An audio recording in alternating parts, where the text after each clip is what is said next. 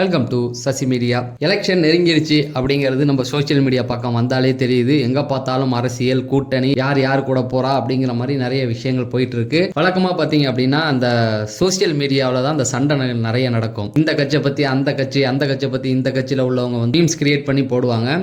இப்ப கோயில்பட்டி தொகுதியிலேயே ஒரு மீம்ஸ் மாதிரி போஸ்டே அடிச்சு ஒட்டியிருக்காங்க. அதை பத்தி தான் பார்க்க போறோம். நீங்க நம்ம சேனலுக்கு புதுசா இருந்தா நம்ம சேனலை சப்ஸ்கிரைப் பண்ணிட்டு வீடியோ லைக் பண்ணிருங்க. கோயில்பட்டி தொகுதி எல்லாருக்குமே தெரிஞ்ச ஒரு தொகுதி தான். இங்க பொறுத்த வரைக்கும் பாத்தீங்கன்னா திமுக வந்து அவங்களுடைய கூட்டணி யாராவது இருந்தா அந்த இடத்துல வந்து கூட்டணிகளுக்கு அந்த தொகுதியை விட்டு கொடுத்துருவாங்க. அங்க கூட்டணியோட தான் ஜெயிப்பாங்க. இந்த வாட்டி என்ன பண்றாங்கன்னா திமுக வந்து நிறைய மாற்றங்கள் வரப்போது. நான் கேள்விப்பட்ட சில தொகுதிகளில் கூட அவங்களே களை இறங்குற மாதிரி சொல்றாங்க. அவங்க வழக்கமா இருக்கிற தொகுதிகளில் வந்து வேற கூட்டணிக்கு கொடுக்க போற மாதிரியும் சில பேச்சுகள் போயிட்டு இருக்கு. அதன்படி தான் இன்னைக்கு சிஎம் வந்து ஒரு மீட்டிங் போயிருக்காரு. அது போனதுக்கு அப்புறம் தெரியும் அந்த ஊருக்கு என்ன இது கொடுக்க போறாரு அப்படின்னு. இப்ப கோயில்பட்டி தொகுதியில திமுகவே ஸ்ட்ரைட்டா இறங்க போறாங்க. இதுக்கு முன்னாடி ஏடிஎம்கே சார்பா ஒரு போஸ்ட் வந்து அடிச்சு ஒட்டப்பட்டிருந்தது. மக்களை காப்போம், தமிழகத்தை மீட்போம் அப்படிங்கிற மாதிரி ஒரு போஸ்ட் வந்து அடிச்சு ஒட்டியிருந்தாங்க ஏடிஎம்கே சார்பா.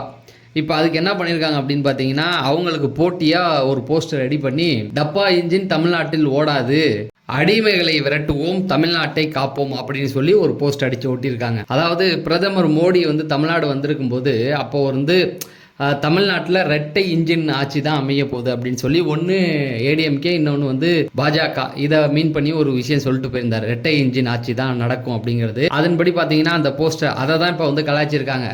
டப்பா இன்ஜின் தமிழ்நாட்டில் ஓடாது, அடிமைகளை விரட்டுவோம், தமிழ்நாட்டை காப்போம்னு சொல்லி திமுக சார்பா அப்படின்னு பார்த்தீங்கன்னா திமுகன்னு பேர் போடலை, ஊர் பேரே போடலை, சும்மா வந்து அவங்க ஏடிஎம்கே கலாய்க்கிற மாதிரி போட்டிருக்காங்க. அதுக்கு எதுக்குடா போஸ்ட் அடிக்கணுன்றான் எனக்கு தோணுச்சு. ஒன்று போஸ்ட் அடிச்சிருந்தீங்கன்னா தைரியமாக பேரை போட்டிருக்கணும். பேரும் போடலை, எதுவுமே போடலை. இதனால் கோயில்பட்டியில் தான் நடந்திருக்கு. ஸோ மோடி தமிழ்நாடு வரும்போது சொல்லியிருந்தார் ரெட்டை இன்ஜின் ஆட்சி நடக்கும் அப்படிங்கிற மாதிரி சொல்லியிருந்தார்.